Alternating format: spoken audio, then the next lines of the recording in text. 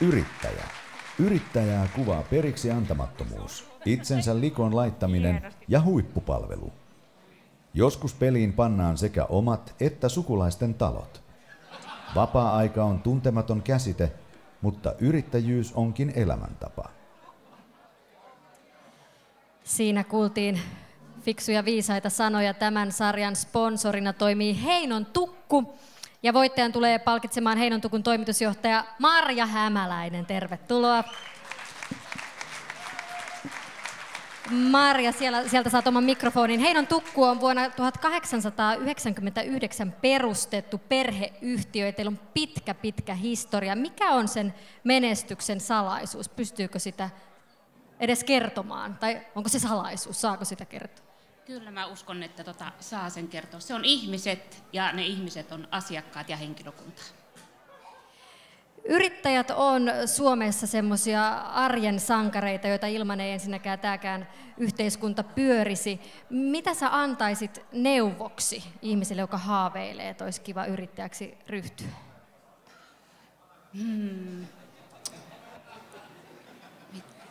Semmoinen positiivista asennetta. Ja sitten ehkä vähän niitä vaaleanpunaisia pillereitä välillä mukaan. Onkin hauska kuulla, että onko meidän finalistit vaaleanpunaisia pillereitä käyttänyt, mutta tervetuloa finalistit tänne ja esitellään heidät. Ehdolla yrittäjäsarjassa ovat Son of a Punchin yrittäjät Jyri Pyykkönen, Toni Vihervaara, Mika Koivula, Sami Penamed ja Mikael Granfors. Traktori ja Sonja, Pia ja Mikko Olanterä. Ravintolat Berfa, Cooper ja Ford yrittäjä. Pekka Salmela ja Mika Routo. Rupesi jo metelistä huomaamaan, että viimeistä kategoriaa viedään. Ja te ette kukaan näytä hirveän jännittyneeltä. Jännittääkö ketään? Ei, kato, ei yrittäjä ehdi edes jännittämään, kun yrittäjä tekee koko ajan niin paljon, mutta tässä on tämä maaginen kirjekuori. Sieltä sitten, kun olet valmis, ole hyvä. Hyvä. Lyhyesti mulla oli tässä mietittynä tietysti tämmöinen hyvin perinteinen puhe, mutta aluksi haluan tietysti kiittää kaikkia näitä finalisteja. Aivan upeita olette te kaikki finalistit, muistakaa, te olette kaikki jo voittajia joka tapauksessa.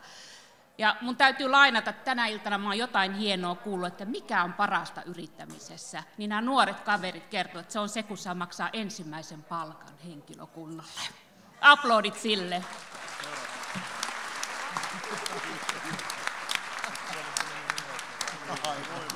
Mutta kuten mä sanoin, niin yrittäminen vaatii paljon työtä ja rohkeutta. Ja meillä on tässä nyt 3 yrittäjää, iso joukko niitä, jotka on siihen uskaltaneet lähteä, ottavat taloudellista riskiä ja eivät tiedä, mitä huominen tuo tullessaan, mutta näillä kavereilla kaikilla riittää sitä rohkeutta. Mutta se, kuka on vuoden 2005 yrittäjä, mä halusin kaikille teille jakaa tämän, mutta niin.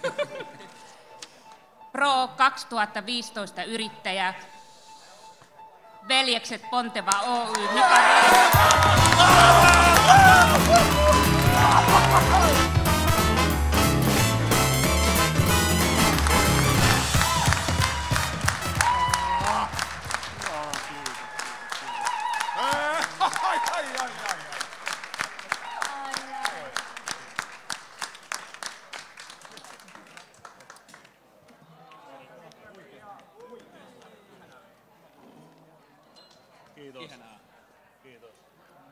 Tässä kun saadaan tämä kättely- ja onnittelu-, halailu-, pussailuseremonia, niin odotamme kaikki sitten varmasti näitä virallista kiitospuhetta.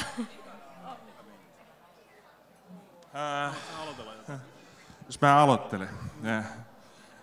Ohjeeksi annettiin, rakas vaimoni, että älä anna Pekan puhua, äläkä puhu itsekään paljon.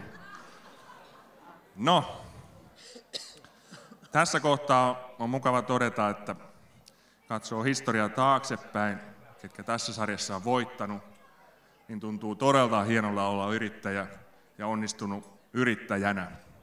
Ihan niin kuin uusi ammatti tullut. Kiitoksia.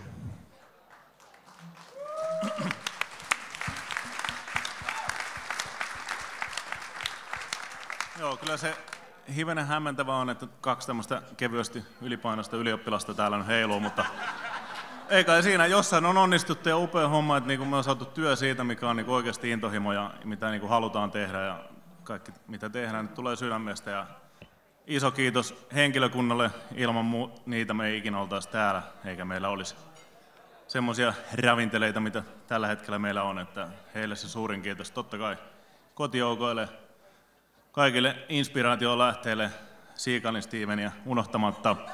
Eikä siinä mitään, nyt rillataan ja ruvetaan juhliin. Yes!